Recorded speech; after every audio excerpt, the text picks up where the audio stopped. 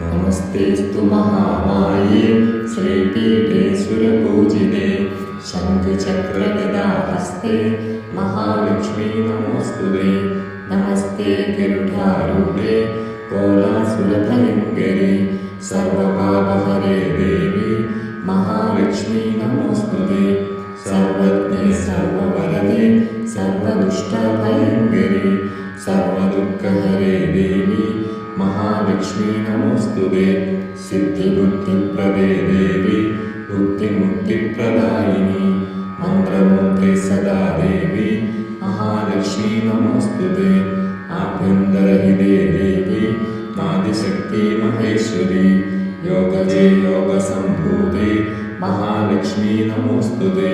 स्थूलसूक्ष्ममहारौद्रे महाशक्ति महोदरे महापापहरे देवी महालक्ष्मी नमोऽस्तुते।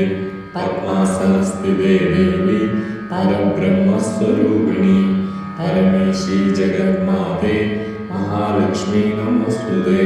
श्वेताम्बरधरे देवी